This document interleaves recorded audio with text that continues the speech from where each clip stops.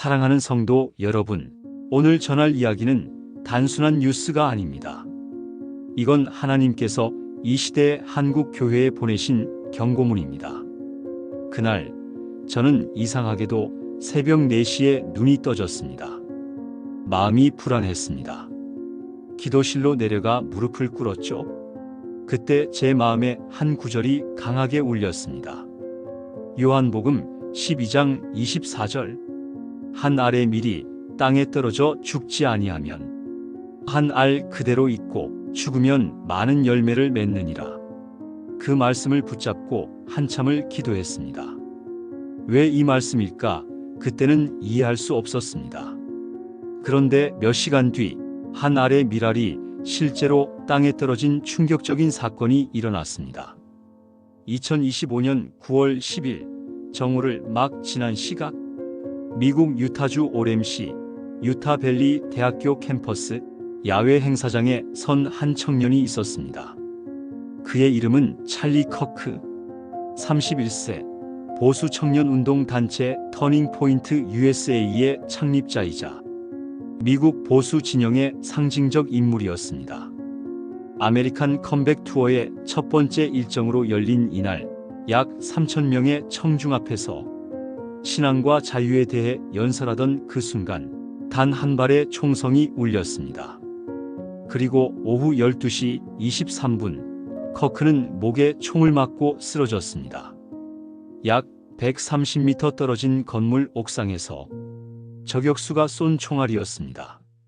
강연장 뒤편에서 한 남학생이 일어섰습니다. 22세 제임스 로빈슨. 그의 손에는 권총이 들려 있었습니다. 비명이 터져 나왔습니다. 학생들이 출구로 몰려갔습니다. 하지만 찰리는 마이크를 놓지 않았습니다. 그는 총을 든 그 젊은이를 똑바로 바라보았습니다. 그리고 조용히 하지만 분명하게 말했습니다. 형제여, 무엇을 원하는가? 대화해 봅시다. 그러나 마크의 눈에는 증오만이 가득했습니다. 그는 소리쳤습니다. 너는 이 나라를 망치는 자다. 너 같은 인간은 살아있으면 안 된다. 그 순간 찰리는 놀라운 일을 했습니다. 그는 도망가지 않았고 항복하지도 않았습니다. 그는 마이크에 대고 기도했습니다. 하나님, 저들을 용서하여 주세요. 그리고 총성이 울렸습니다. 예수님께서 십자가에서 하셨던 그 기도, 스데반이 돌에 맞으면서 드렸던 그 기도, 찰리는 그 기도를 마지막으로 남기고 쓰러졌습니다. 병원으로 이송되는 구급차 안에서 의료진들은 최선을 다했습니다. 하지만 총상은 치명적이었습니다. 오후 1시 23분, 찰리 커크는 결국 하늘나라로 갔습니다. 성도 여러분, 세상은 이것을 비극이라고 불렀습니다. 언론은 이것을 정치적 테러라고 규정했습니다. 하지만 저는 그날 밤 기도하면서 깨달았습니다. 이 비극적인 사건에는 하나님의 섭리가 있었습니다. 한 알의 밀이 땅에 떨어져 죽었습니다. 그리고 그 순간부터 하나님의 놀라운 계획이 시작되었습니다.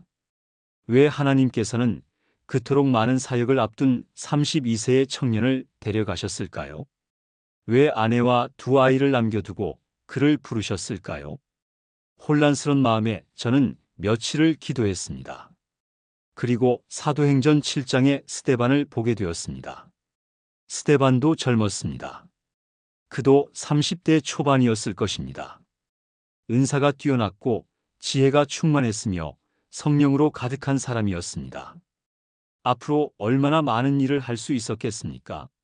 하지만 하나님께서는 그를 첫 번째 순교자로 부르셨습니다. 사도행전 7장 60절에서 이렇게 말씀하십니다.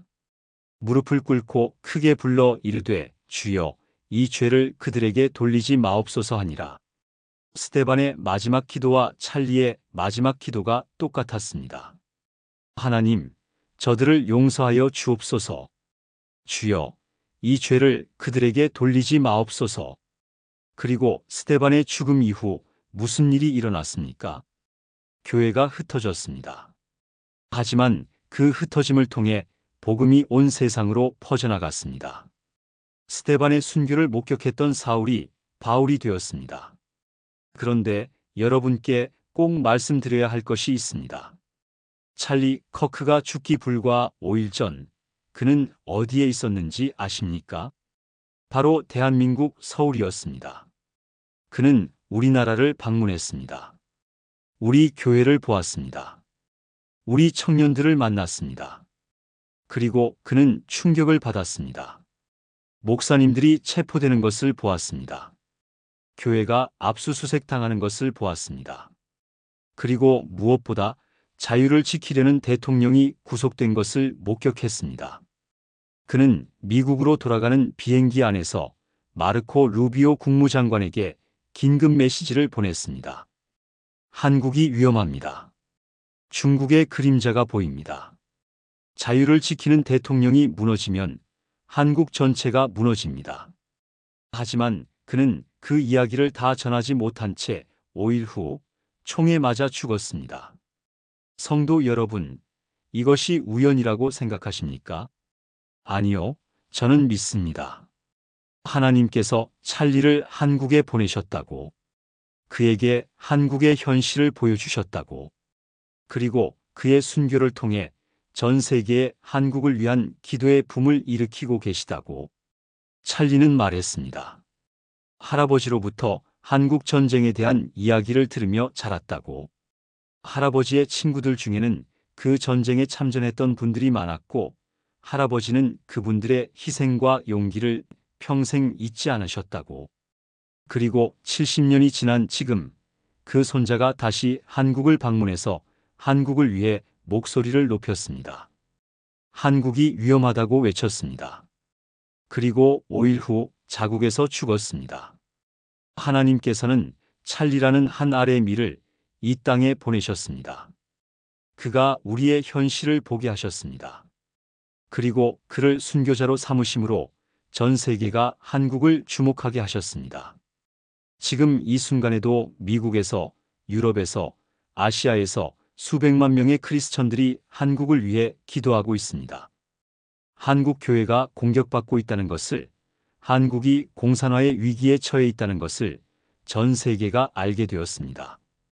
그런데 성도 여러분, 찰리가 한국에서 본 것이 정확히 무엇이었을까요? 만약 오늘 이 메시지가 여러분의 마음을 움직였다면 지금 바로 구독 버튼과 좋아요 버튼을 눌러주시기 바랍니다. 찰리 커크가 어떤 사람이었는지 이해하려면 한 가지를 먼저 아셔야 합니다. 그는 한국을 진심으로 사랑했던 사람이었습니다. 1992년 10월 14일 일리노이주 시카고 근교에서 태어난 찰리의 집 거실에는 특별한 것이 걸려 있었습니다.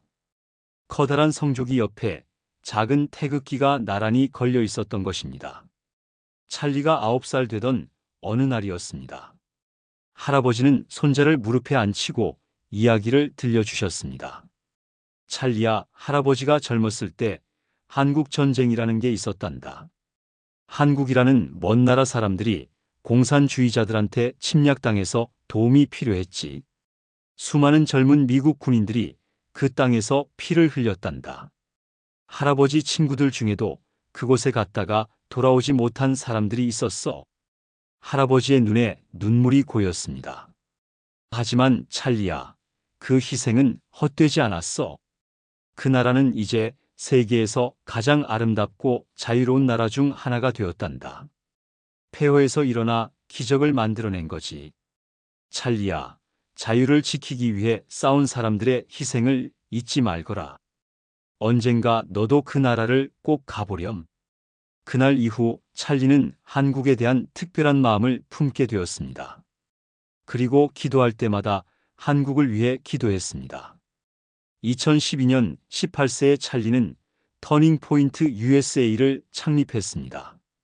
그의 사명은 분명했습니다. 젊은이들에게 신앙과 자유의 가치를 전하는 것이었습니다. 2023년 11월 찰리에게 운명적인 초청이 왔습니다. 대한민국 서울에서 열리는 아시아 자유 포럼의 기조 연설자로 와달라는 것이었습니다. 찰리는 그 초청장을 받고 눈물을 흘렸습니다. 그의 아내 에리카가 나중에 회상했습니다. 남편이 초청장을 들고 와서는 한참을 울더라고요. 여보, 할아버지 친구분들이 피 흘린 그 땅에 내가 가게 됐어. 하나님이 나를 부르시는 것 같아. 2023년 11월 15일 찰리는 인천공항에 도착했습니다. 70년 전 할아버지 동료들이 전쟁터로 왔던 그곳이 이제 세계 최고 수준의 공항이 되어 있었습니다. 다음 날 그는 용산 전쟁 기념관을 방문했습니다. 미군 전사자 3만 6천여 명의 이름이 새겨진 검은 대리석 벽 앞에서 찰리는 무릎을 꿇고 기도했습니다. 눈물이 흘러내렸습니다. 요한복음 15장 13절 사람이 친구를 위하여 자기 목숨을 버리면 이보다 더 큰 사랑이 없나니 3만 6천 명의 미군이 한국을 위해 목숨을 바쳤습니다. 이것이 바로 가장 큰 사랑이었습니다. 11월 16일 여의도에서 포럼이 열렸습니다. 1000명의 한국 청년들 앞에서 찰리가 말했습니다. 70년 전 제 할아버지 친구분들이 이 땅에서 피를 흘렸습니다. 그 피 위에 여러분이 서 있습니다. 여러분이 지금 벌이고 있는 싸움은 단순히 한반도만의 문제가 아닙니다. 여러분의 싸움은 전 세계 자유를 사랑하는 모든 이들의 싸움입니다. 한국은 기적의 나라입니다. 70년 전 이 땅은 폐허였습니다. 하지만 보십시오. 지금 여러분은 세계 10위권 경제대국의 국민입니다. 동시에 세계 최대 선교 송출국 중 하나입니다. 이것이 하나님의 축복이 아니고 무엇이겠습니까? 1000명의 청년들이 아멘하고 화답했습니다. 한국의 자유는 세계의 자유입니다. 한국의 교회는 세계 교회의 희망입니다. 여러분을 지키는 것이 곧 세계를 지키는 것입니다. 찰리는 한국을 떠나기 전 마지막 인터뷰에서 이렇게 말했습니다. 저는 한국을 결코 잊지 않을 것입니다. 그리고 미국으로 돌아가서 모든 사람들에게 말하겠습니다. 한국을 위해 기도하라고. 한국은 자유의 최전선이라고. 성도 여러분, 그로부터 2년이 흘렀습니다. 2025년 9월 5일 찰리는 다시 한국을 찾았습니다. 두 번째이자 마지막 방문이었습니다. 그런데 이번에 그가 본 한국은 2년 전과 달랐습니다. 교회가 공격받고 있었습니다. 목사들이 체포되고 있었습니다. 그리고 무엇보다 자유를 지키려는 대통령이 무너지고 있었습니다.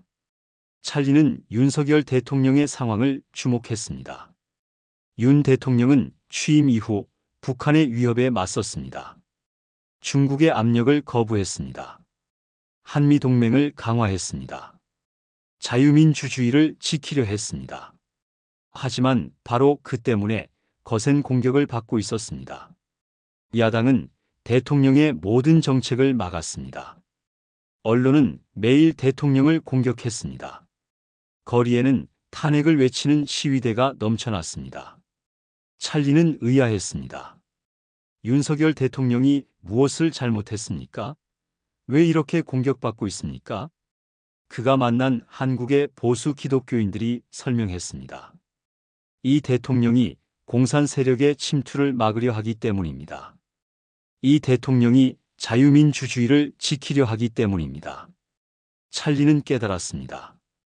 이것은 단순한 정치 투쟁이 아니라 영적 전쟁이라는 것을. 그는 자신의 나라 미국에서 비슷한 일을 보았습니다. 미국 대통령이 중국과 맞서 싸울 때 미국의 좌파 세력이 어떻게 그를 공격했는지 기억했습니다. 탄핵 시도, 끊임없는 특검, 언론의 집중 공격. 지금 한국에서도 똑같은 일이 벌어지고 있었습니다. 찰리는 그것을 보고 충격을 받았습니다. 그리고 깨달았습니다. 할아버지 친구분들이 피 흘려 지킨 이 땅이 다시 위험에 처했다는 것을. 그래서 그는 루비오 장관에게 긴급 메시지를 보냈습니다. 한국이 위험합니다. 윤석열 대통령이 공격받고 있습니다. 그를 무너뜨리려는 세력 뒤에는 중국이 있습니다. 만약 윤 대통령이 무너지면 한국은 좌경화될 것입니다. 성도 여러분, 2025년 9월 5일 금요일 오전, 찰리 커크는 인천공항에 다시 도착했습니다. 2년 만에 재방문이었습니다. 하지만 그의 표정은 2년 전과 달랐습니다. 밝지 않았습니다. 어딘가 무거워 보였습니다. 공항을 나서며 그는 함께 온 동료에게 조용히 말했습니다. 뭔가 이상해. 분위기가 2년 전과 다른 것 같아. 그날 저녁 찰리는 서울 강남에 있는 한 교회 목사님을 만났습니다. 그 목사님은 지친 얼굴로 지난 2년간 한국 교회에서 일어난 일들을 설명해 주었습니다. 찰리 형제님, 지금 한국 교회가 큰 어려움을 겪고 있습니다. 정부가 교회를 압박하고 있어요. 찰리가 물었습니다. 무슨 일입니까? 목사님이 한숨을 쉬었습니다. 목사님들이 체포되고 있습니다. 교회가 압수수색을 당하고 있습니다.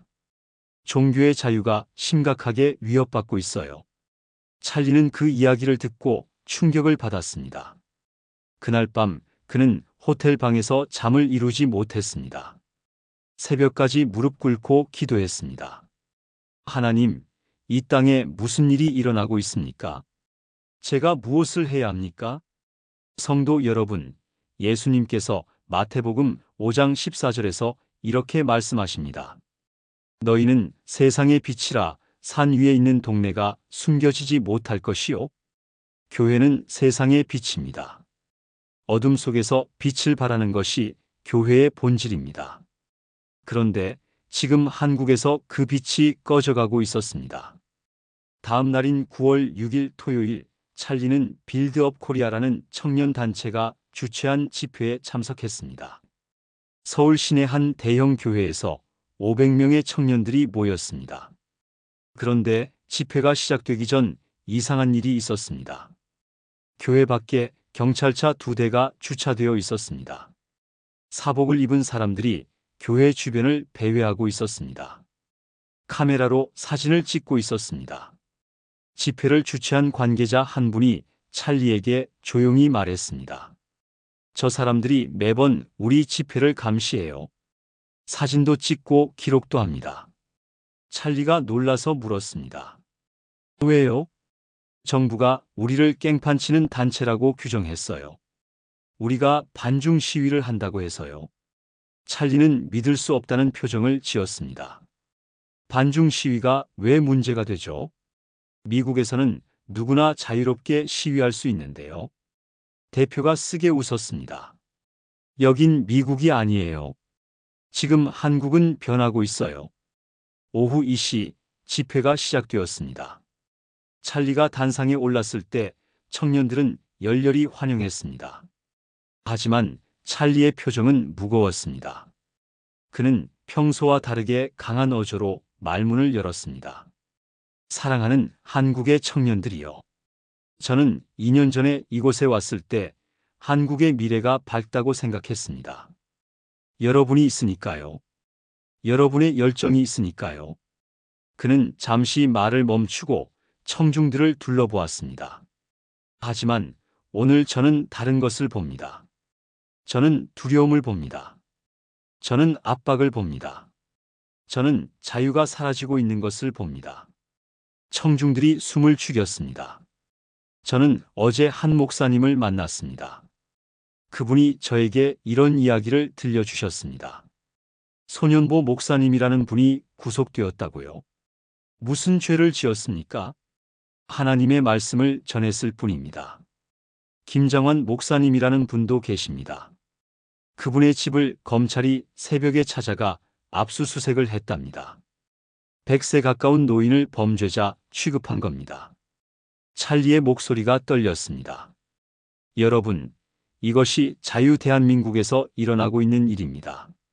청중석에서 분노의 함성이 터져나왔습니다. 그는 깊은 숨을 들이마셨습니다. 성경 사도행전 5장 29절에서 베드로가 뭐라고 했습니까? 사람보다 하나님께 순종하는 것이 마땅하니라. 여러분이 지금 두려워하는 것을 저는 압니다. 정부가 무섭습니까? 체포가 무섭습니까? 하지만 우리가 두려워해야 할 분은 오직 한 분 하나님뿐입니다. 우렁찬 아멘 소리가 터져 나왔습니다. 집회가 끝나고 찰리는 청년들과 일일이 악수를 나누었습니다. 한 여대생이 그에게 다가와 울면서 물었습니다. 찰리 형제님, 우리가 뭘 해야 할까요? 너무 무서워요. 찰리는 그 학생의 손을 꽉 잡았습니다. 두려워하지 마세요. 여러분은 혼자가 아닙니다. 전 세계의 크리스천들이 여러분과 함께합니다. 그는 잠시 말을 멈췄다가 덧붙였습니다. 그리고 가장 중요한 것은 하나님께서 여러분과 함께 하신다는 것입니다. 그날 밤 찰리는 호텔 방에서 마코 루비오 국무장관에게 긴 메시지를 보냈습니다. 나중에 공개된 그 메시지의 내용은 이러했습니다. 마코, 한국에 큰 문제가 있다. 교회가 공격받고 있다. 종교의 자유가 위협받고 있다. 이것은 단순히 내부 문제가 아니다. 중국의 영향력이 느껴진다. 워싱턴으로 돌아가면 당신과 꼭 이야기를 나누고 싶다. 미국 대통령도 이 사실을 아셔야 한다. 한국이 위험하다. 성도 여러분, 찰리는 보았습니다. 그는 2년 전 밝고 희망찬 한국을 보았습니다. 하지만 2년 후 그가 본 한국은 달랐습니다. 어둠이 드리워지고 있었습니다. 교회가 침묵당하고 있었습니다. 자유가 사라지고 있었습니다. 9월 7일 일요일 아침, 찰리는 서울의 한 대형 교회 주일 예배에 참석했습니다. 예배 시작 전 그는 이상한 장면을 목격했습니다. 교회 입구에서 성도들이 가방 검사를 받고 있었습니다. 정부 관계자들이 와서 교회 재정 자료를 요구하고 있었습니다. 찰리는 그 광경을 보고 소름이 돋았습니다. 미국에서는 상상도 할 수 없는 일이었습니다. 예배가 끝나고 그는 담임 목사님과 따로 면담을 가졌습니다. 목사님이 지친 표정으로 말했습니다. 찰리 형제님, 지금 한국 교회는 70년 만에 최대의 위기를 맞고 있습니다. 공산주의자들도 못한 일을 지금 정부가 하고 있습니다. 교회를 범죄 집단 취급하고 있어요. 찰리가 물었습니다. 왜 성도들은 침묵하고 있습니까? 두렵기 때문입니다. 말을 하면 불이익을 받습니다. 시위를 하면 체포됩니다. 그래서 모두들 숨죽이고 있어요. 찰리는 그날 오후 인천공항으로 향했습니다. 5일간의 짧은 방문이 끝나는 순간이었습니다. 공항 출국장에서 그는 마지막으로 한국을 돌아보았습니다. 그의 마음은 무거웠습니다. 동행했던 한국인 통역사에게 그는 이렇게 말했습니다. 저는 반드시 다시 올 겁니다. 한국 교회를 위해, 한국의 자유를 위해 제가 할 수 있는 모든 것을 하겠습니다. 그는 잠시 말을 멈췄다가 덧붙였습니다. 제 할아버지 친구들이 땅을 위해 피를 흘렸습니다. 저도 이 땅을 위해 무엇이든 하겠습니다. 성도 여러분, 그로부터 불과 3일 후 2025년 9월 10일 찰리 커크는 미국 유타주에서 총에 맞아 하늘나라로 갔습니다. 그가 한국에서 본 것들, 그가 느낀 우려들을 미국 정부에 전달하기도 전에 말입니다. 하지만 하나님께서는 다른 방법으로 그의 메시지를 전하셨습니다. 찰리가 죽고 일주일 후 그의 장례식이 열렸습니다. 그리고 그 자리에서 마코 루비오 국무장관이 충격적인 고백을 했습니다. 찰리가 한국에서 나에게 마지막 메시지를 보냈습니다. 전 세계가 그 순간을 주목했습니다. 도대체 찰리 커크가 루비오 장관에게 무슨 말을 남긴 것일까요? 그리고 그것은 우리 대한민국과 어떤 관련이 있을까요? 우리는 깨닫게 될 것입니다. 이것이 단순히 한 청년의 죽음이 아니라는 것을. 이것이 하나님께서 대한민국 교회에 보내시는 마지막 경고라는 것을. 어둠이 드리운 서울.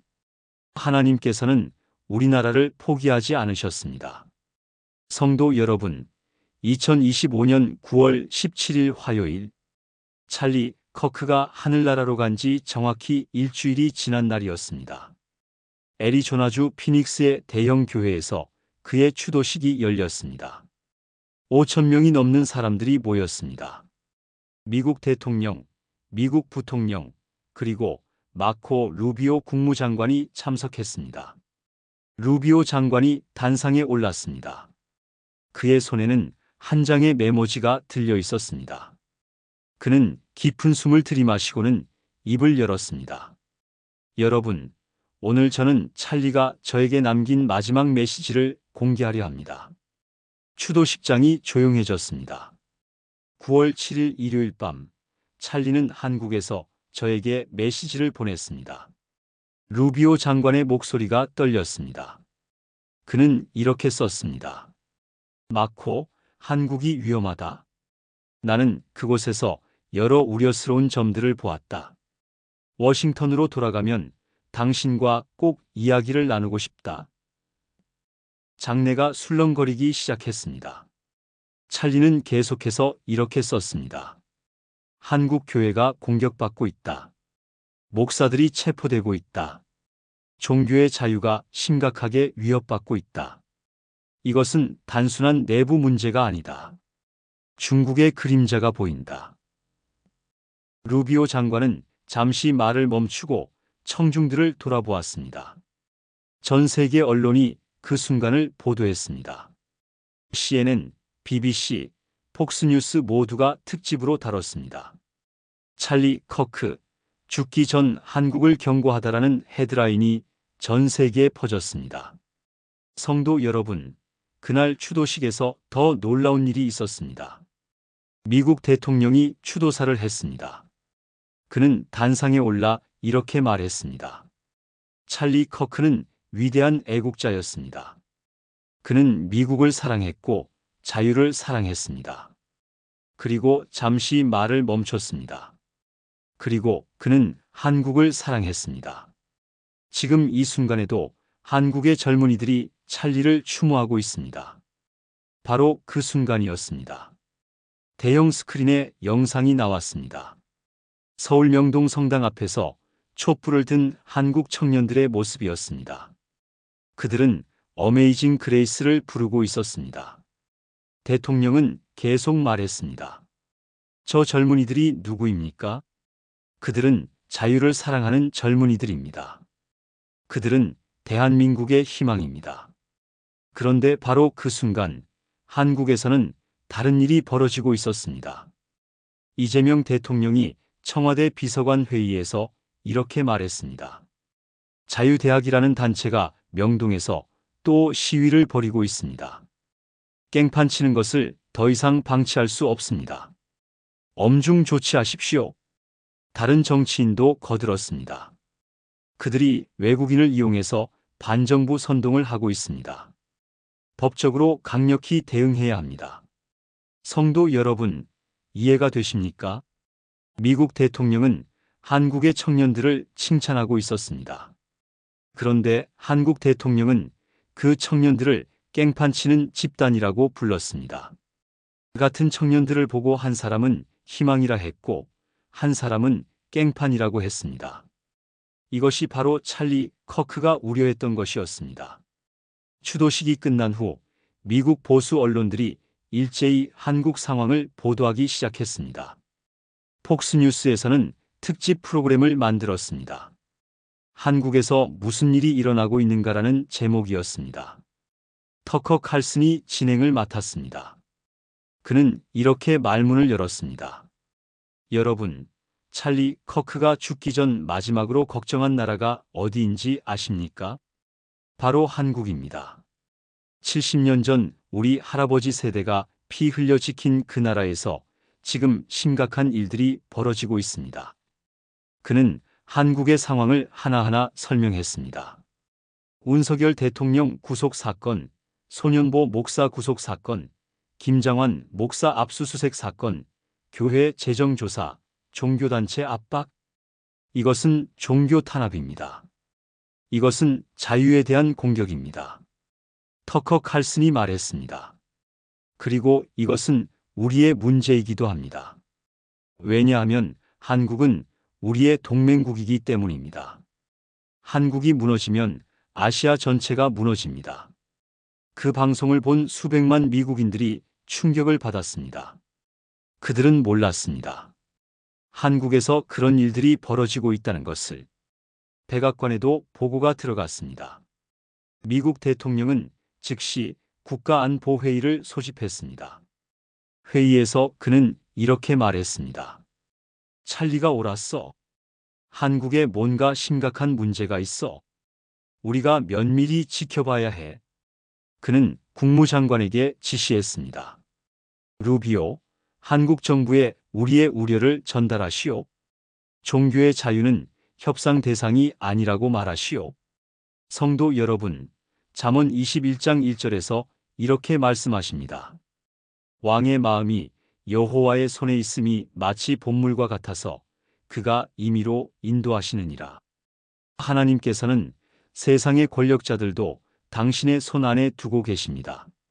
미국 대통령이 한국의 종교 자유를 걱정하게 된 것, 그것도 하나님의 섭리였습니다. 바로 그때였습니다. 한미 정상회담이 예정되어 있었습니다. 2025년 9월 25일 이재명 대통령이 워싱턴을 방문하기로 되어 있었습니다. 미국 대통령은 참모들에게 말했습니다. 이번 회담에서 이 문제를 반드시 거론할 것이다. 종교의 자유 문제를 말이다. 9월 25일 백악관 오벌 오피스에서 한미 정상회담이 열렸습니다. 회담은 예정보다 30분 일찍 끝났습니다. 분위기가 좋지 않았다는 소문이 돌았습니다. 회담이 끝나고 기자회견장으로 나오면서 미국 대통령은 기자들에게 이렇게 말했습니다. 한국은 중요한 동맹국입니다. 하지만 우리는 모든 동맹국에게 같은 기준을 요구합니다. 종교의 자유, 표현의 자유, 이것은 협상 대상이 아닙니다. 기자들이 질문을 쏟아냈습니다. 대통령님, 한국의 종교 자유 상황에 대해 논의하셨습니까? 그가 대답했습니다. 물론입니다. 매우 솔직한 대화를 나눴습니다. 한국 대통령의 반응은 어땠습니까? 그것은 그분이 말씀하셔야 할 것 같습니다. 마국 대통령은 더 이상 말하지 않았습니다. 그날 저녁 한국 언론들은 성공적인 정상회담이라고 보도했습니다. 하지만 미국 언론들은 다르게 보도했습니다. 미국 정부, 한국의 종교 자유 경고, 한미 정상회담, 예상보다 일찍 종료 이견 있었나? 워싱턴 포스트는 익명의 백악관 관계자를 인용해 이렇게 보도했습니다. 미국 대통령은 회담 중 매우 직설적으로 한국의 종교 탄압 문제를 제기했다. 이 대통령은 그것이 내정 문제라고 답했다. 미국은 종교의 자유는 내정 문제가 아니다라고 반박했다. 성도 여러분, 이것이 바로 찰리 커크의 마지막 경고가 현실이 되는 순간이었습니다. 그가 루비오 장관에게 보낸 메시지, 그가 한국에서 목격한 우려들이 이제 미국 정부의 공식 입장이 된 것입니다. 한 청년의 순교가 어떻게 국제 정치를 움직였는지 보십시오. 한 사람의 목소리가 어떻게 세상을 바꾸는지 보십시오. 그런데 성도 여러분, 찰리가 본 것은 정확히 무엇이었을까요? 성도 여러분, 이제 우리는 찰리 커크가 본 것의 본질을 이해해야 합니다. 지금 이 순간에도 대한민국의 한 목사님이 감옥에 계십니다. 교회 강단에서 말씀을 전했다는 것이 죄가 되었습니다. 손현보 목사님, 부산 세계로 교회의 담임 목사이십니다. 2025년 봄 부산 교육감 재선거와 대통령 선거 기간 동안 주일 예배와 기도회에서 성도들 앞에서 말씀하셨습니다. 성도 여러분, 우리는 하나님의 뜻에 합당한 지도자를 세워야 합니다. 교회에서 정승윤 교육감 후보와 대담을 나누셨습니다. 대통령 선거 때는 김문수 후보 지지 발언을 하셨습니다. 교회의 담임 목사가 성도들 앞에서 자신의 신념을 밝힌 것이었습니다. 그런데 부산시 선거관리위원회에서 고발장이 들어왔습니다. 공직선거법 위반. 2025년 5월 경찰이 3개로 교회를 압수수색했습니다. 주일 아침 예배를 준비하던 교회에 경찰들이 들이닥쳤습니다. 손 목사님은 굴하지 않으셨습니다. 이것은 종교 탄압입니다. 이것은 교회에 대한 공격입니다. 2025년 9월 8일 밤 11시 24분 부산지방법원은 손현보 목사님에 대한 구속영장을 발부했습니다. 그날 부산지검 앞에서 손 목사님은 외치셨습니다. 내가 구속되면 대한민국이 전체주의 나치 국가가 됐다는 걸 전 세계에 증명하는 길이 될 것입니다.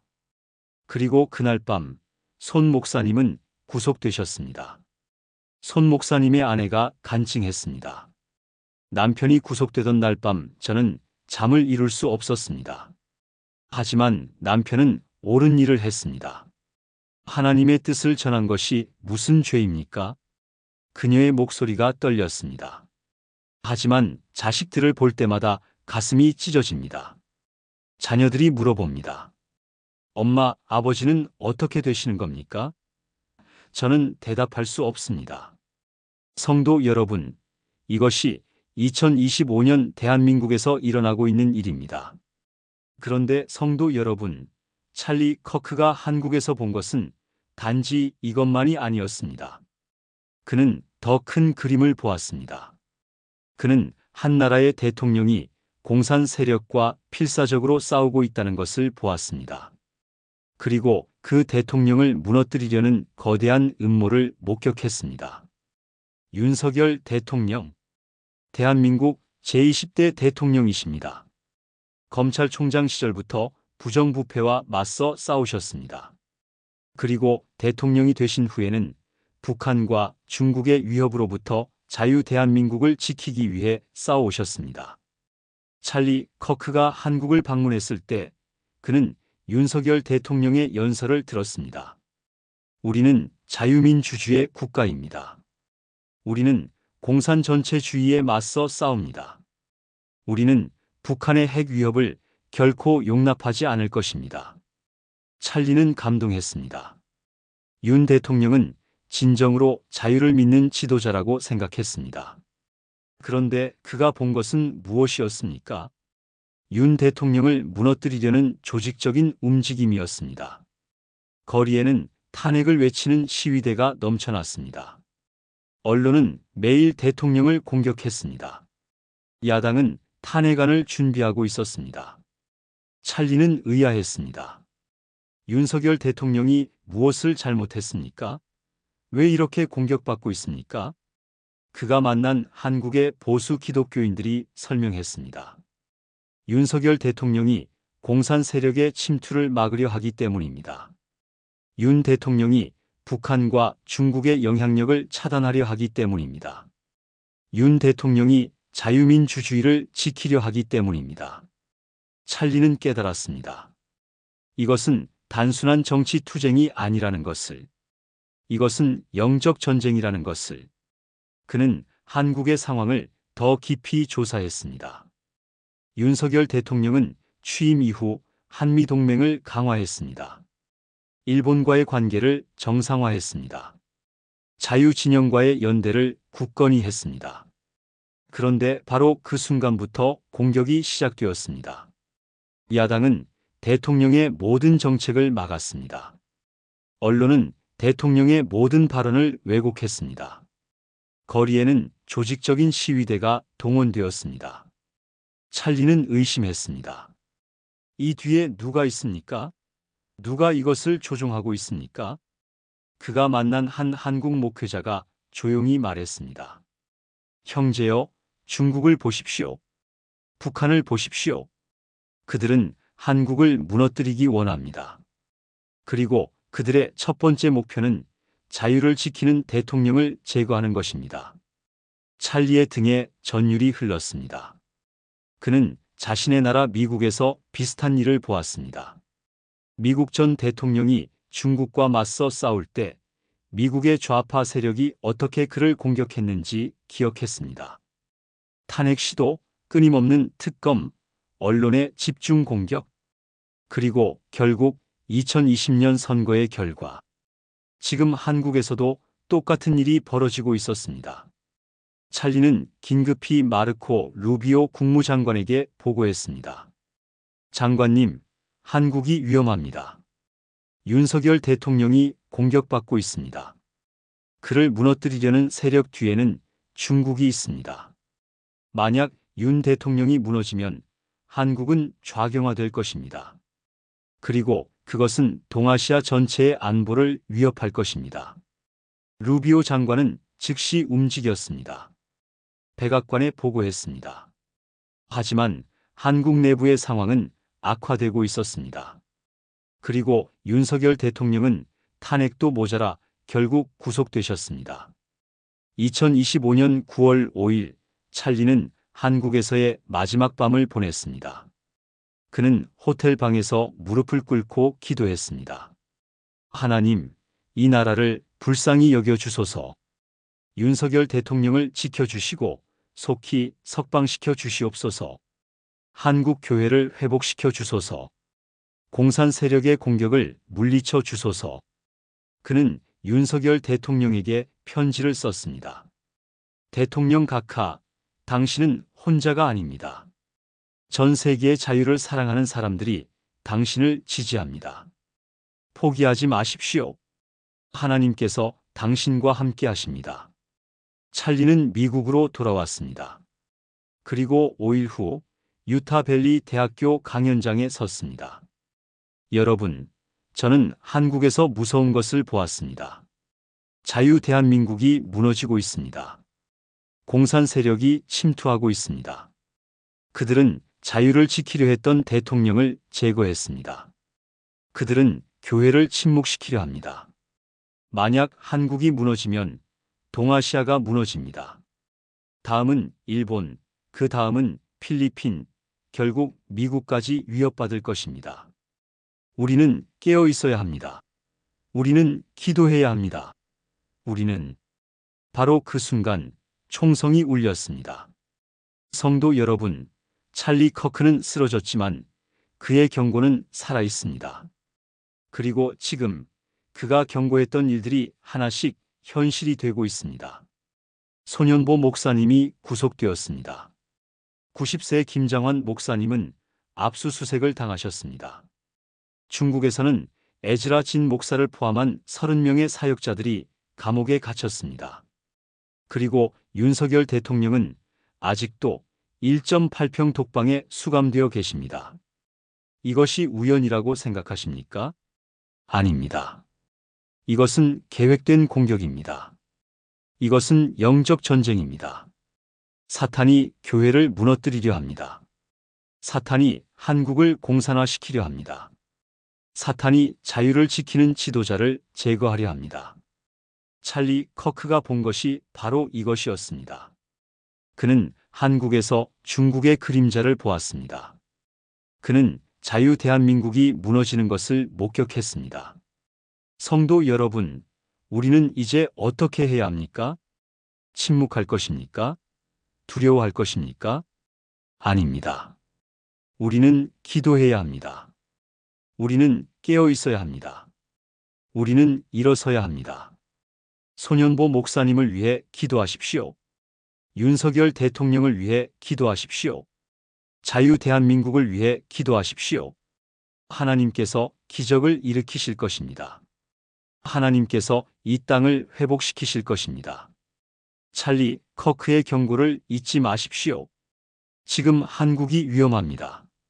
성도 여러분, 이것이 2025년 대한민국에서 일어나고 있는 일입니다. 목사가 교회에서 한 말 때문에 구속되는 나라. 강단의 자유가 사라진 나라. 교회가 범죄 현장처럼 압수수색 당하는 나라. 이것이 자유 대한민국의 현실입니다. 그런데 성도 여러분, 이런 일이 한국에서만 일어나고 있는 것이 아닙니다. 바로 우리 이웃나라 중국에서는 더 끔찍한 일이 벌어지고 있습니다. 2025년 10월 10일 중국 정부가 충격적인 일을 저질렀습니다. 중국 베이징 시온 교회의 지도자 에즈라 진 목사를 비롯해 30여 명의 사역자들을 체포한 것입니다. 에즈라 진 목사님, 지난 40년 동안 중국의 도시 가정교회를 세우신 분이십니다. 전국 40개 도시의 교회를 개척하셨고 1만 명이 넘는 성도들이 그분을 통해 예수님을 믿게 되었습니다. 그런데 중국 공산당이 그를 체포했습니다.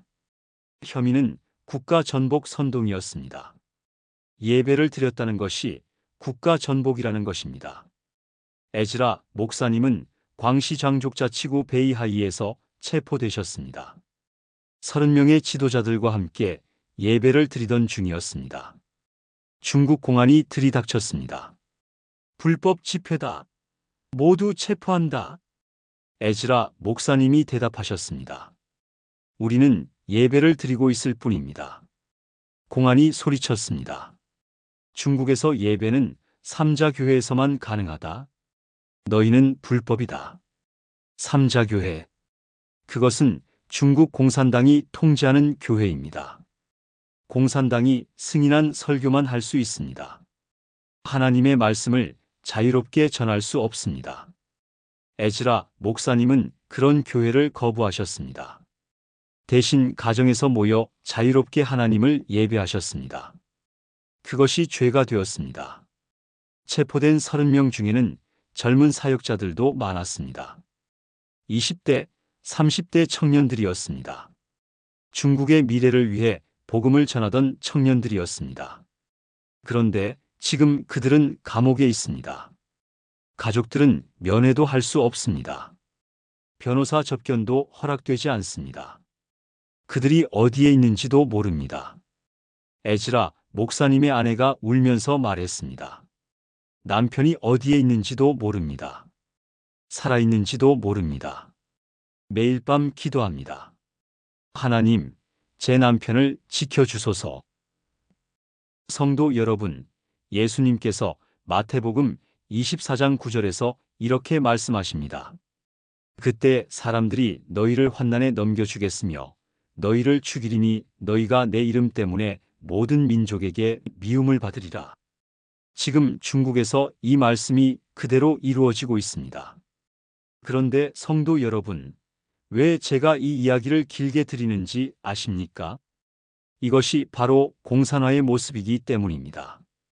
공산주의 국가에서는 종교의 자유가 없습니다. 교회는 정부의 통제를 받아야 합니다. 목사는 공산당이 허락한 말만 해야 합니다. 그리고 지금 한국에서도 비슷한 일들이 시작되고 있습니다.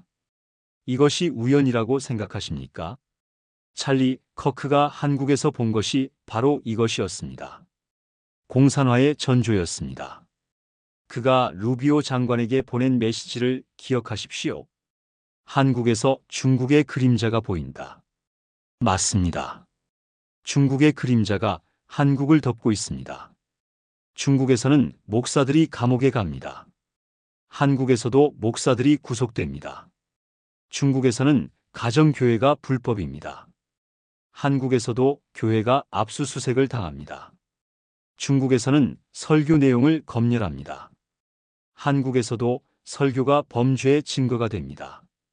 이것이 우연이라고 생각하십니까? 아닙니다. 이것은 계획된 공격입니다. 이것은 영적 전쟁입니다. 사탄이 교회를 무너뜨리려 합니다. 사탄이 한국을 공산화시키려 합니다.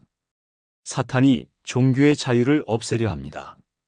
그런데 성도 여러분, 우리는 어떻게 해야 합니까? 침묵할 것입니까? 두려워할 것입니까? 외면할 것입니까? 아닙니다. 우리는 기도해야 합니다. 우리는 깨어 있어야 합니다. 우리는 일어서야 합니다. 하나님께서 기적을 일으키실 것입니다. 하나님께서 그들을 석방시키실 것입니다. 하나님께서 이 땅의 교회를 회복시키실 것입니다. 성도 여러분, 이제 우리는 찰리 커크가 2023년 11월 한국을 처음 방문했을 때로 돌아가야 합니다. 그가 1000명의 한국 청년들 앞에서 한 연설. 그 메시지가 무엇이었는지 함께 들어야 합니다. 2023년 11월 16일 서울 여의도 컨벤션 센터. 찰리가 단상에 올랐습니다. 1000명의 청년들이 기립박수로 그를 맞이했습니다. 그는 손을 들어 박수를 멈추게 하고는 서툰 한국말로 인사했습니다. 만나서 반갑습니다. 진심이 담긴 목소리였습니다. 청중들이 환호했습니다. 찰리는 깊은 숨을 들이마시고는 말문을 열었습니다. 사랑하는 한국의 청년들이여, 저는 오늘 여러분께 사랑의 마음으로 진실을 말하고 싶습니다. 때로는 진실이 아플 수 있습니다.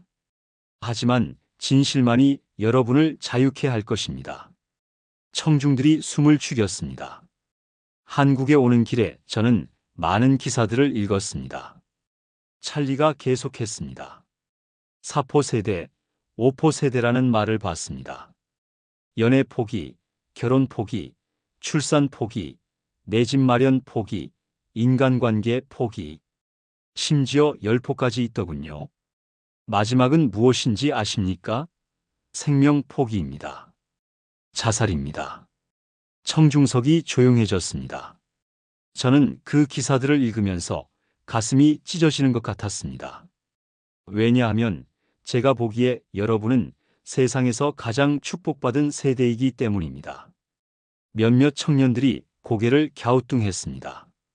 70년 전 이 땅은 폐허였습니다. 여러분의 할아버지, 할머니 세대는 먹을 것이 없어서 굶주렸습니다. 입을 옷이 없어서 추위에 떨었습니다. 찰리의 목소리에 감정이 실렸습니다. 그런데 보십시오. 지금 여러분은 세계 10위권 경제대국의 국민입니다. 여러분은 최첨단 스마트폰을 들고 있습니다. 여러분은 자유롭게 대학에 갈 수 있습니다. 그는 잠시 말을 멈췄습니다. 하지만 여러분은 행복하지 않다고 말합니다. 미래가 없다고 말합니다. 그래서 결혼도 안 하고 아이도 낳지 않겠다고 말합니다.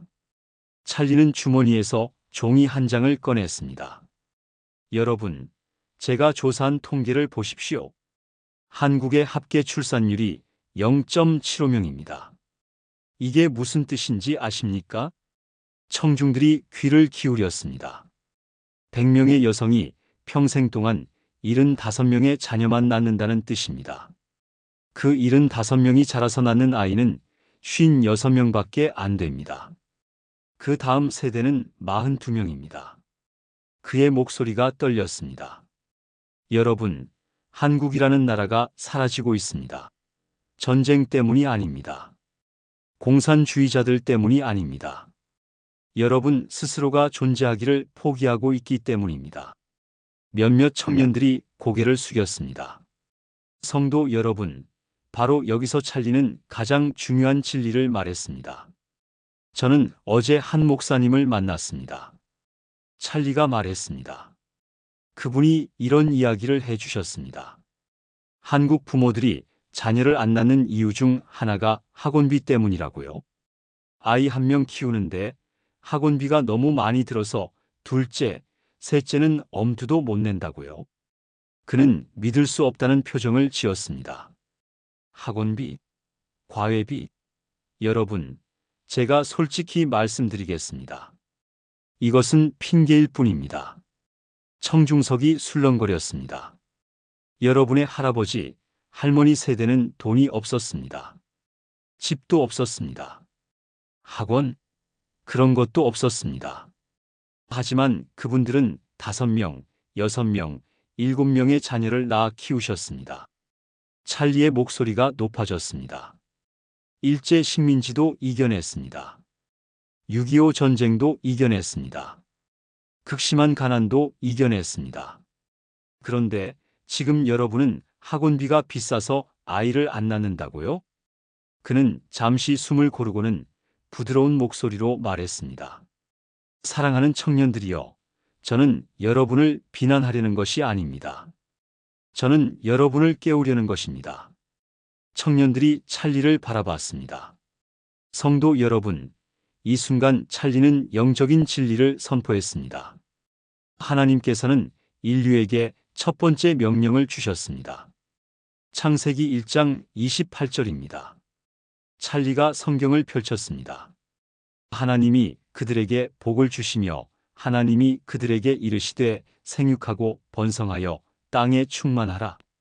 그는 성경을 들어보였습니다. 생육하고 번성하라. 이것이 하나님의 첫 번째 명령입니다. 자녀를 낳으라는 것입니다.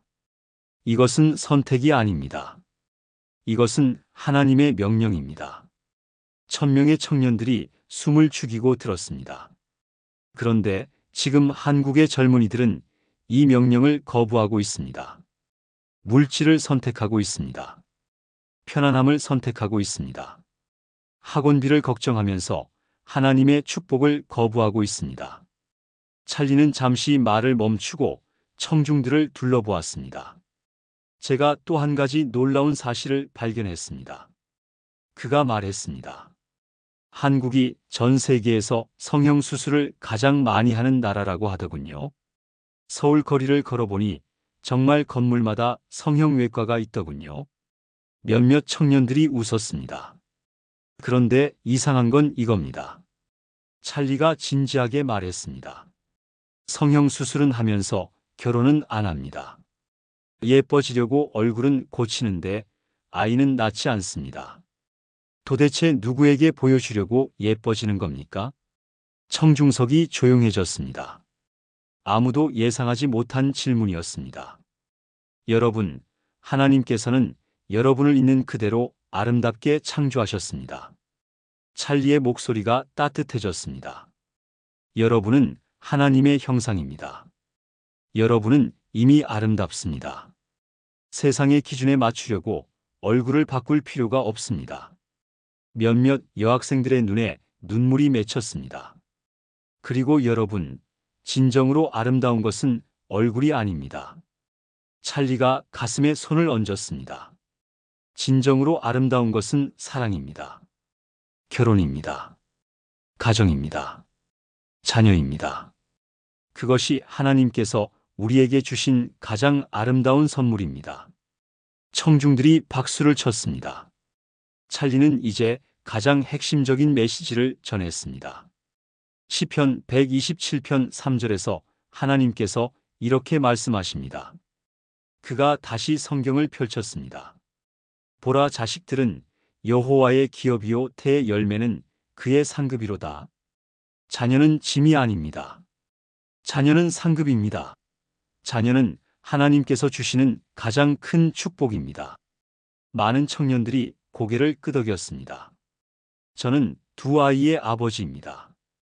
찰리가 미소를 지었습니다. 제 아이들은 제 인생에서 가장 큰 기쁨입니다. 아침에 일어나서 아이들 얼굴을 보는 것, 저녁에 아이들과 함께 기도하는 것, 그것이 제게는 어떤 성공보다도 소중합니다. 그는 잠시 감정에 푹 빠쳤습니다. 만약 제가 터닝포인트 USA를 만들지 않았다면 어땠을까요? 만약 제가 유명해지지 않았다면 어땠을까요? 저는 상관없습니다. 왜냐하면 제게는 가정이 있고 아내가 있고 자녀가 있기 때문입니다. 그의 목소리가 떨렸습니다. 여러분께도 그런 축복을 누리시길 바랍니다. 명예보다, 돈보다, 성공보다 더 소중한 것이 가정입니다. 우레와 같은 박수가 터져 나왔습니다. 사랑하는 청년들이여, 제가 여러분께 간곡히 부탁드립니다. 찰리가 두 팔을 벌렸습니다. 결혼하십시오. 어린 나이에 결혼하십시오. 그리고 자녀를 낳으십시오. 많이 낳으십시오. 청중들이 웃었습니다. 6명, 7명 낳으십시오. 찰리도 웃었습니다. 돈이 없어서? 집이 없어서? 학원비가 비싸서? 그런 핑계 대지 마십시오. 여러분의 할아버지, 할머니는 그보다 더 어려운 상황에서도 많은 자녀를 키우셨습니다. 그의 목소리가 다시 진지해졌습니다. 성도 여러분, 그날 연설을 들었던 한 대학생이 나중에 간증했습니다. 그 학생은 이렇게 말했습니다. 저는 그때까지 결혼이나 출산에 대해 진지하게 생각해 본 적이 없었어요. 그냥 나중 일이라고 생각했죠. 하지만 찰리 형제님의 말씀을 듣고 깨달았어요. 이것이 하나님의 명령이구나. 이것이 축복이구나. 그 학생은 계속 말했습니다. 그리고 더 중요한 것을 깨달았어요. 제가 아이를 낳지 않으면 다음 세대가 없다는 것을, 한국 교회가 사라진다는 것을, 복음을 전할 사람이 없어진다는 것을. 성도 여러분, 이것이 바로 찰리가 한국 청년들에게 전하려 했던 메시지입니다. 출산율 0.75명. 이것은 단순한 통계가 아닙니다. 이것은 하나님의 명령에 대한 불순종입니다. 이것은 미래를 포기하는 것입니다. 이것은 다음 세대를 거부하는 것입니다. 그리고 다음 세대가 없으면 교회도 없습니다. 선교사도 없습니다. 복음을 전할 사람도 없습니다. 그래서 찰리는 그토록 절박하게 외쳤던 것입니다.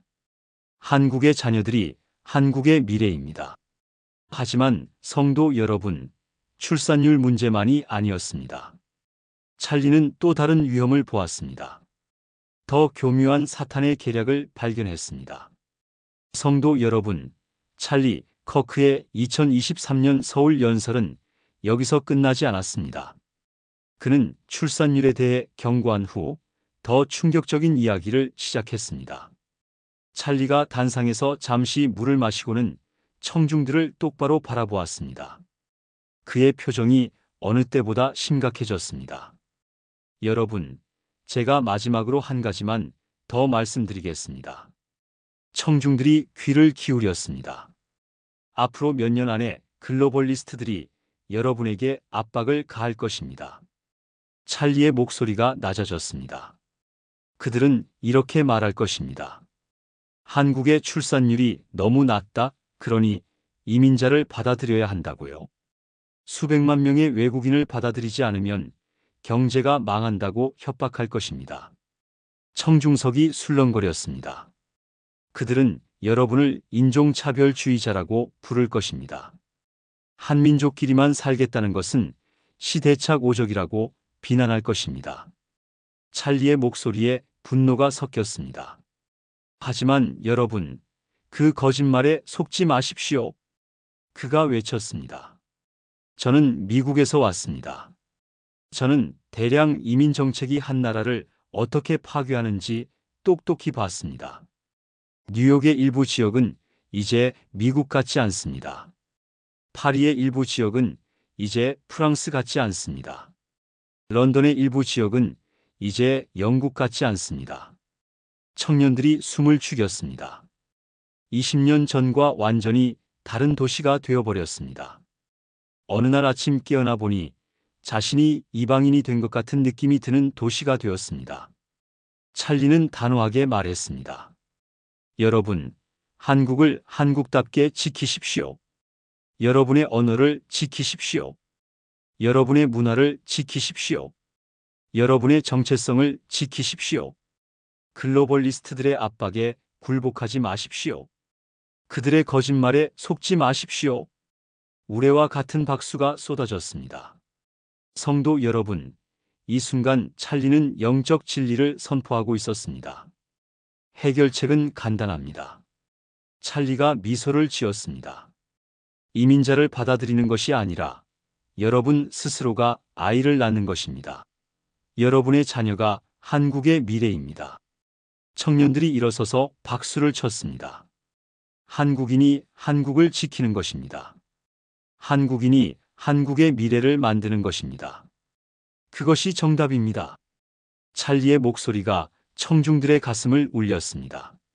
성도 여러분, 왜 찰리는 이렇게 절박하게 경고했을까요? 그는 영적 전쟁을 보았기 때문입니다. 출산율이 낮아지면 인구가 감소합니다. 인구가 감소하면 경제가 어려워집니다. 그러면 정부는 이민 정책을 추진합니다. 대량 이민이 시작되면 무슨 일이 일어납니까? 먼저 기독교 문화가 희석됩니다. 다른 종교를 가진 사람들이 들어옵니다. 이슬람, 불교, 힌두교, 무신론자들이 들어옵니다. 그러면 교회는 복음을 전하기 어려워집니다. 예수님만이 유일한 길이다라고 말하면 차별이라고 비난받습니다. 차별금지법이 만들어집니다. 설교 내용이 제한됩니다. 목사들이 조심스러워집니다. 교회가 위축됩니다. 그 다음은 무엇입니까? 한국의 정체성이 사라집니다. 기도의 나라, 선교의 나라라는 정체성이 무너집니다. 70년 전 하나님께서 이 땅에 주신 특별한 사명이 잊혀집니다. 그리고 마지막에는 무엇이 옵니까? 공산화입니다. 뿌리 없는 개인들은 쉽게 통제할 수 있습니다. 정체성 없는 대중은 쉽게 선동할 수 있습니다. 교회가 약해진 사회는 쉽게 무너뜨릴 수 있습니다. 성도 여러분, 이것이 바로 사탄의 계획입니다. 첫째, 출산을 막습니다. 물질주의와 세속주의로 젊은이들을 속입니다. 둘째, 인구 감소를 이용합니다. 경제 위기를 명분으로 대량 이민을 강요합니다. 셋째, 정체성을 파괴합니다. 다문화, 다양성이라는 이름으로 기독교 문화를 희석시킵니다. 넷째, 교회를 약화시킵니다.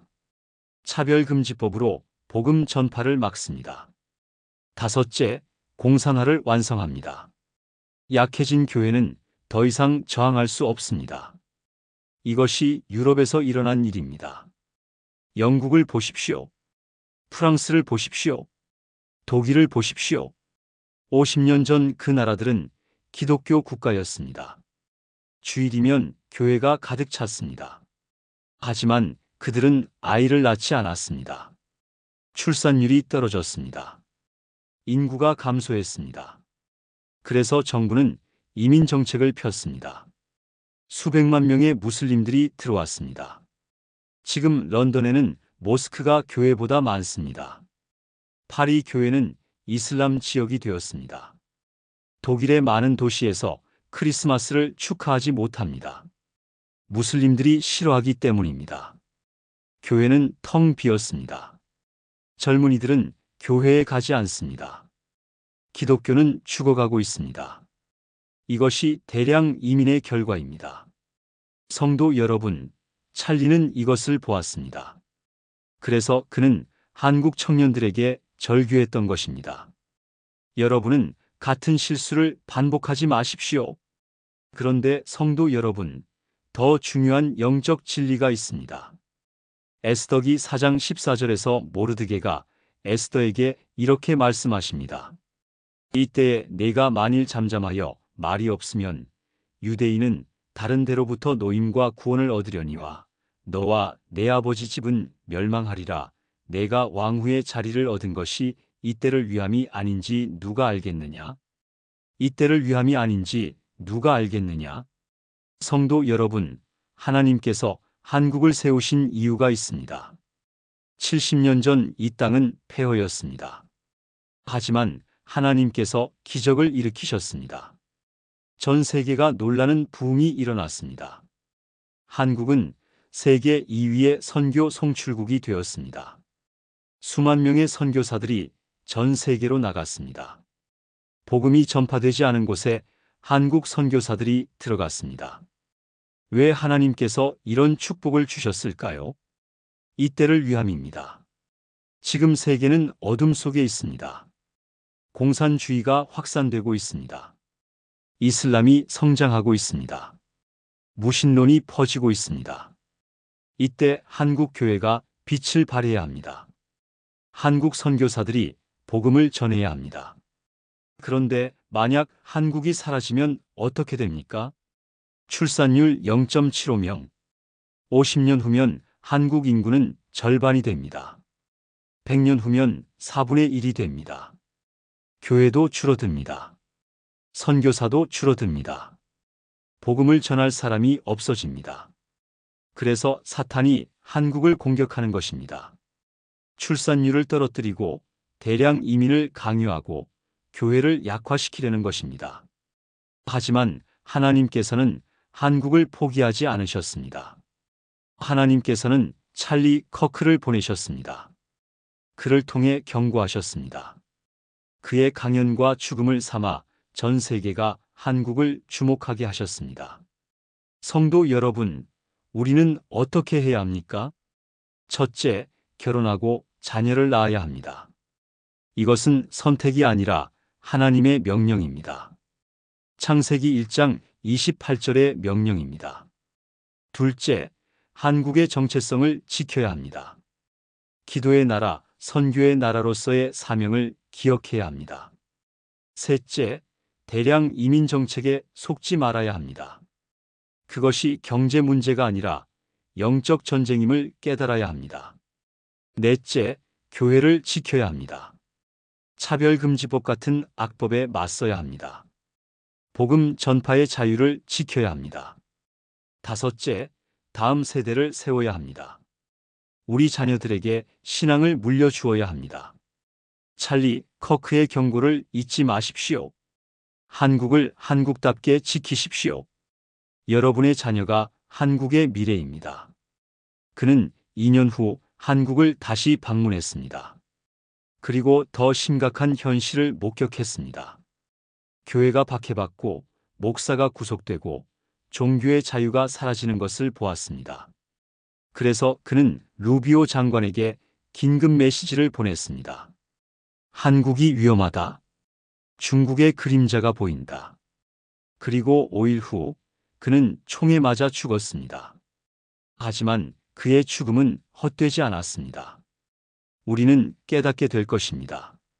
하나님께서 이 모든 것을 통해 무엇을 하고 계신지를, 여러분이 지금 이 시대에 사는 것도 이 메시지를 듣는 것도 우연이 아닙니다. 하나님께서 여러분을 이 때를 위해 세우셨습니다. 성도 여러분, 이제 우리는 가장 놀라운 이야기를 들으실 차례입니다. 한 알의 밀이 땅에 떨어져 죽은 후 무슨 일이 일어났는지 말입니다. 찰리가 하늘나라로 간 지 3시간이 지난 오후 2시, 유타주의 한 병원 앞에 수백 명의 기자들이 몰려들었습니다. 모두가 분노와 원망의 말을 기대하고 있었습니다. 그때 그의 부인 에리카 커크가 나타났습니다. 그녀는 남편과 결혼한 지 6년, 두 아이의 어머니였습니다. 눈은 붉게 부어 있었지만 표정은 놀랍도록 평안했습니다. 마이크 앞에 선 에리카는 잠시 눈을 감았습니다. 그리고는 천천히 입을 열었습니다. 저는 오늘 남편을 죽인 그 청년을 용서합니다. 기자들이 일제히 숨을 멈췄습니다. 그것이 예수 그리스도께서 십자가에서 하신 일이고 제 남편이 그 자리에 있었다면 분명히 했을 일입니다. 에리카의 목소리가 떨렸습니다. 남편은 마지막 순간에도 기도했습니다. 하나님, 저들을 용서하여 주옵소서. 그것이 제 남편이었습니다. 그리고 저도 그렇게 하겠습니다. 그녀는 잠시 말을 멈추고 깊은 숨을 들이마셨습니다. 찰리는 죽지 않았습니다. 그가 심은 씨앗들이 이제 자라날 것입니다. 저는 그 청년을 미워하지 않습니다.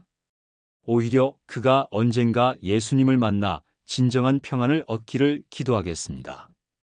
기자들 중 절반이 눈물을 흘리고 있었습니다. 이것은 복수가 아닌 용서의 복음이었습니다. 세상은 그날 하나님의 사랑이 얼마나 위대한지를 목격했습니다. 그런데 성도 여러분, 더 놀라운 일이 일어났습니다. 구치소에 있던 타일러 로빈슨, 찰리를 죽인 그 22세 청년이 TV로 에리카의 발언을 봤습니다. 그 순간 그는 무너졌습니다. 간수들이 나중에 증언했습니다. 타일러가 독방에서 크게 울부짖는 소리가 들렸다고요. 내가 그 여자의 남편을 죽였는데 그녀가 나를 용서한다고. 타일러는 그날 밤 잠을 이루지 못했습니다. 다음 날 아침 그는 간수에게 요청했습니다. 성경 한 권 주실 수 있나요? 성도 여러분, 이것이 바로 복음의 능력입니다. 용서의 능력입니다. 그런데 놀라운 일은 여기서 끝나지 않았습니다. 찰리가 죽고 일주일 만에 터닝포인트 USA 본부는 믿을 수 없는 상황을 맞이했습니다. 전국에서 새로운 지부 설립 신청이 폭주하기 시작했습니다. 하루 평균 8,000개씩 일주일 동안 총 6만 2천 개의 신청이 들어왔습니다. 터닝포인트 USA의 사무총장이 기자회견에서 말했습니다. 우리는 지금 전례 없는 현상을 목격하고 있습니다. 찰리가 살아있을 때보다 더 많은 젊은이들이 움직이고 있습니다. 대부분이 고등학생과 대학생들이었습니다. 그들의 신청서에는 비슷한 내용들이 적혀 있었습니다. 찰리의 꿈을 이어가고 싶다는 것, 그가 못다한 일을 자신들이 하겠다는 것, 캠퍼스에서 진리를 전하겠다는 것. 텍사스의 한 18세 고등학생이 인터뷰에서 말했습니다. 저는 찰리가 죽는 순간을 봤어요. 그가 마지막에 뭐라고 했는지 들었어요. 저들을 용서하여 주옵소서. 그 순간 저는 깨달았어요. 이것이 진짜 신앙이구나. 이것이 진짜 용기구나. 그 학생은 눈물을 흘리며 말을 이었습니다. 저도 그렇게 살고 싶어요. 찰리처럼요. 그래서 우리 학교에 터닝포인트 지부를 만들기로 했어요. 더욱 놀라운 것은 젊은이들이 성경을 집어들기 시작했다는 것입니다. 아마존에서 성경 판매량이 평소보다 300% 증가했습니다. 특히 18세에서 35세 연령층의 구매가 급증했습니다. 한 서점 주인이 말했습니다. 30년간 서점을 운영했지만 이런 일은 처음입니다. 젊은이들이 줄을 서서 성경을 사갑니다. 찰리 커크가 어떤 성경을 읽었는지 물어보고 똑같은 것으로 달라고 합니다. 캘리포니아 UC 버클리 대학교, 그 유명한 좌파의 성지에서도 변화가 일어났습니다. 보수 기독교 동아리가 새로 만들어졌습니다. 이름은 찰리 커크 소사이어티였습니다. 창립 멤버는 겨우 3명이었습니다. 그런데 첫 모임에 150명이 왔습니다. 한 달 만에 200명으로 늘어났습니다.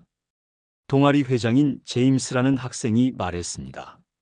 저는 원래 무신론자였어요. 교회 같은 건 관심도 없었고요.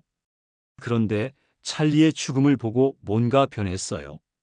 그가 마지막 순간에 보여준 용서, 그것이 저를 바꿨어요. 그는 잠시 말을 멈췄다가 덧붙였습니다. 이제 저는 성경을 읽고 있어요. 기도도 하고 있어요. 그리고 제 친구들도 함께하고 있어요. 우리는 찰리처럼 살고 싶어요. 성도 여러분, 한 알에 미리 죽어서 이제 수만 알의 열매가 되고 있습니다. 요한복음 12장 24절에서 예수님께서 이렇게 말씀하십니다. 내가 진실로 진실로 너희에게 이르노니 한 알의 밀이 땅에 떨어져 죽지 아니하면 한 알 그대로 있고 죽으면 많은 열매를 맺느니라. 찰리 한 사람이 죽었습니다. 하지만 수만 명의 찰리가 일어났습니다. 그런데 더욱 놀라운 것은 그 부흥이 태평양을 건너 한국에도 일어났다는 것입니다. 찰리가 죽고 사흘 후인 9월 13일 금요일 저녁 서울 명동 성당 앞에 젊은이들이 모이기 시작했습니다. 처음에는 20명 정도였습니다. 자유대학이라는 청년 단체 회원들이었습니다. 그들은 촛불을 켜고 조용히 기도했습니다. 하나님, 찰리 형제를 위해 기도합니다. 그의 가족을 위해 기도합니다. 그런데 SNS를 통해 소식이 퍼지자 사람들이 몰려들기 시작했습니다. 1시간 후에는 100명이 되었습니다. 2시간 후에는 200명이 되었습니다. 그들은 함께 어메이징 그레이스를 불렀습니다. 영어로, 한국어로 함께 불렀습니다. 한 대학생이 마이크를 잡고 말했습니다. 찰리 형제님이 2년 전에 우리에게 말씀하셨죠. 한국의 자유는 세계의 자유라고.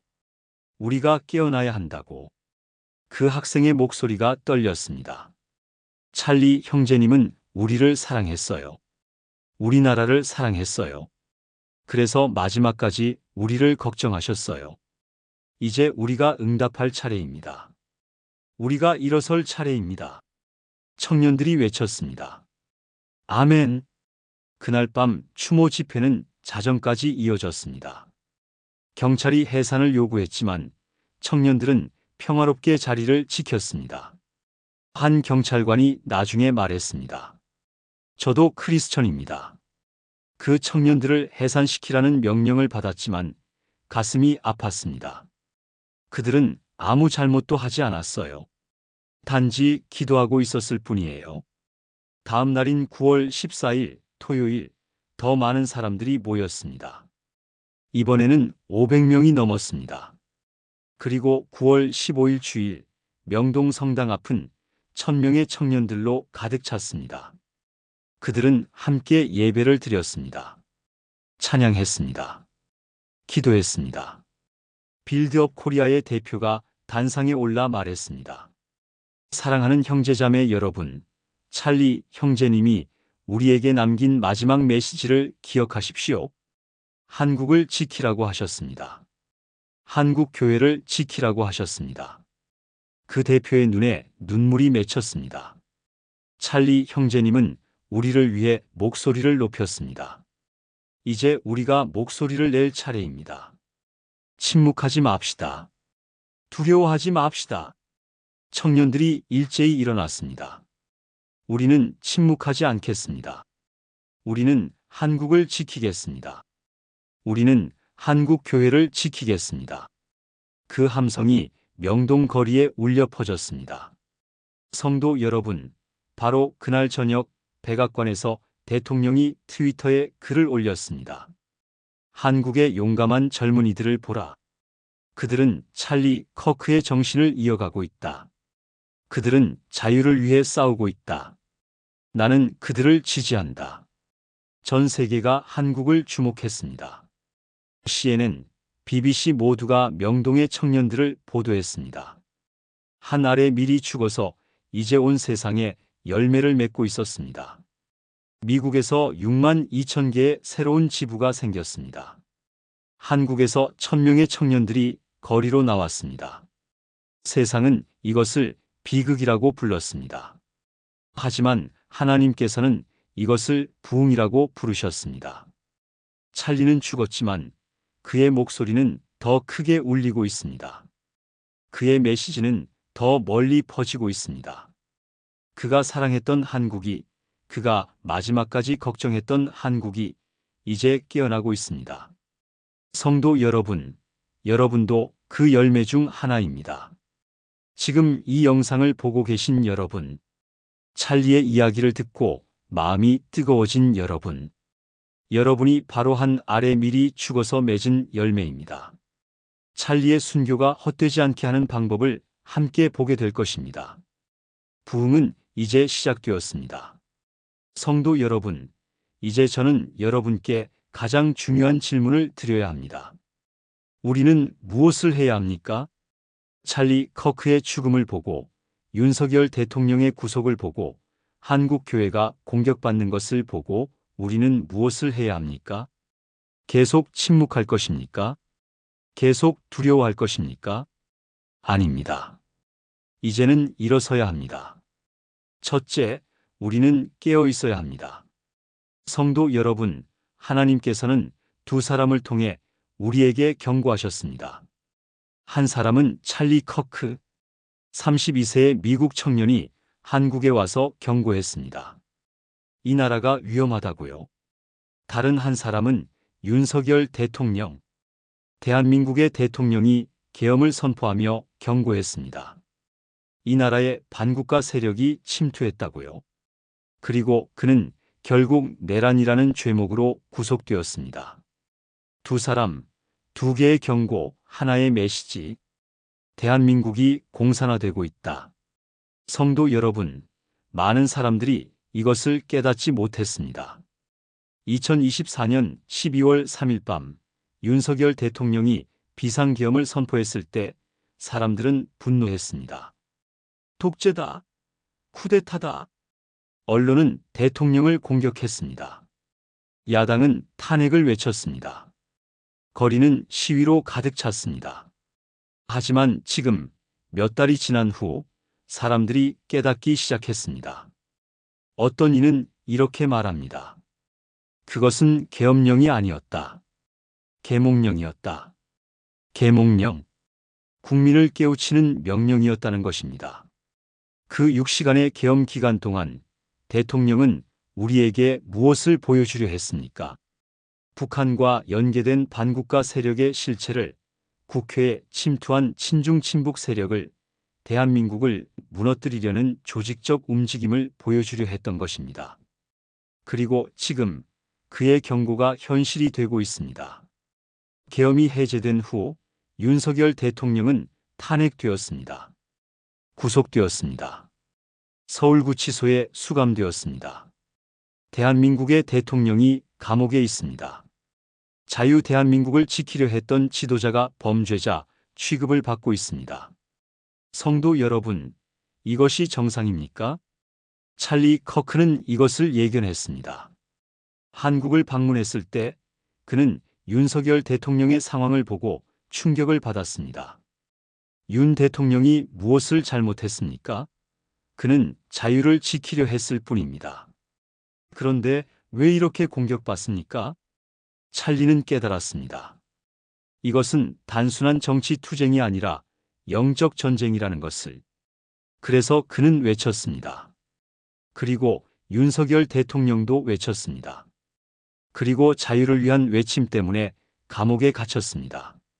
성도 여러분, 이 두 사람의 희생을 보십시오. 한 사람은 피를 흘렸습니다. 다른 한 사람은 자유를 잃었습니다. 한 사람은 총탄에 쓰러졌습니다. 다른 한 사람은 법의 이름으로 감금되었습니다. 하지만 그들의 희생은 헛되지 않았습니다. 찰리 커크가 죽은 후 전 세계가 주목하기 시작했습니다. 한국에서 무슨 일이 일어나고 있는가? 윤석열 대통령이 구속된 후 대한민국 국민들이 깨어나기 시작했습니다. 우리나라가 정말 위험한가? 많은 사람들이 이제야 진실을 보기 시작했습니다. 아, 대통령이 미친 것이 아니었구나. 정말로 이 나라에 반국가 세력이 침투했구나. 아, 계엄이 독재가 아니었구나. 나라를 지키려는 마지막 몸부림이었구나. 한 알의 밀이 땅에 떨어져 죽으면 많은 열매를 맺습니다. 찰리 커크는 죽었지만 그를 통해 전 세계 교회가 깨어나고 있습니다. 윤석열 대통령은 감옥에 있지만 그를 통해 대한민국 국민들이 각성하고 있습니다. 둘째, 우리는 기도해야 합니다. 데살로니가전서 5장 17절, 쉬지 말고 기도하라. 지금 부산 교도소에 계신 손현보 목사님, 압수수색을 당한 김장환 목사님, 중국 감옥에 갇힌 에즈라 진 목사님과 30명의 사역자들을 위해 기도하십시오. 그리고 무엇보다 윤석열 대통령과 김건희 여사를 위해 기도하십시오. 하나님, 그들을 속히 석방시켜 주옵소서. 그들이 너무 지치고 나약해지기 전에 하루 속히 있어야 할 자리로 돌아가게 하여 주옵소서. 자유 대한민국의 사명을 다시 감당할 수 있도록 힘을 주시옵소서. 셋째, 우리는 일어서야 합니다. 에스더기 4장 14절을 기억하십시오. 내가 왕후의 자리를 얻은 것이 이때를 위함이 아닌지 누가 알겠느냐? 성도 여러분, 여러분이 지금 이 시대에 사는 것이 우연입니까? 아닙니다. 하나님께서 여러분을 이 자리에 세우신 이유가 있습니다. 지금이 바로 그때입니다. 찰리 커크는 32세에 순교했습니다.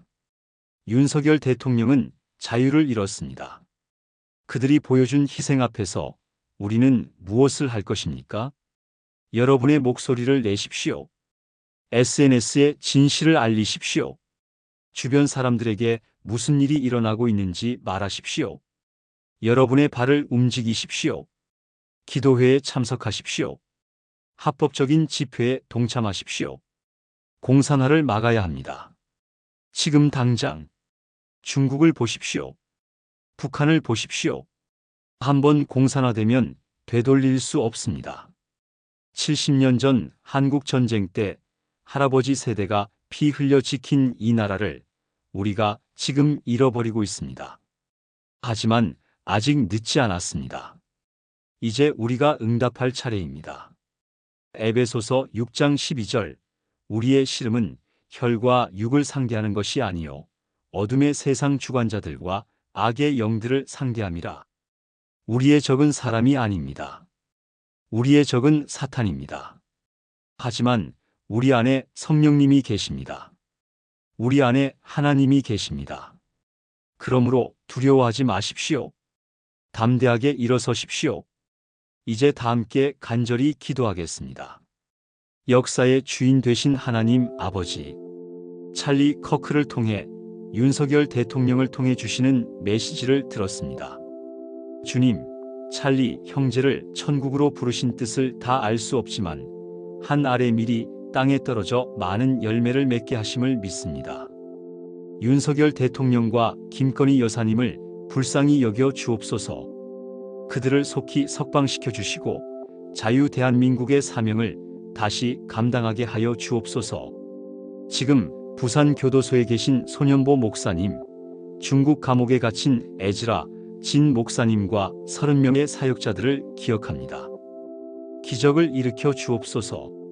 대한민국을 불쌍히 여겨 주옵소서.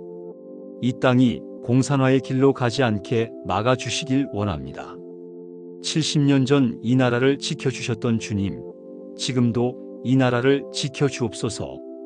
이 영상을 보는 모든 성도들을 축복하여 주시고 각자의 자리에서 주님의 증인이 되게 하소서. 찰리 커크의 순교가 헛되지 않을 것을, 윤석열 대통령의 희생이 땅에 떨어지지 않을 것을, 이 땅에 다시 부흥이 일어날 것을 믿사옵나이다. 예수님의 이름으로 기도드립니다. 아멘. 사랑하는 성도 여러분, 오늘 이 영상으로 깨달음이 오셨다면 지금 바로 댓글에 아멘이라고 고백해 주십시오. 구독과 좋아요를 눌러 주십시오. 이 영상을 공유해 주십시오. 이것은 단순한 클릭이 아닙니다. 여러분이 일어서겠다는 선언입니다. 찰리 커크는 말했습니다. 여러분의 싸움은 우리의 싸움입니다. 그렇습니다. 이것은 우리 모두의 싸움입니다. 자유를 위한 싸움입니다. 다음 세대를 위한 싸움입니다. 대한민국 교회여, 일어나십시오. 주님의 이름으로 축복합니다. 아멘.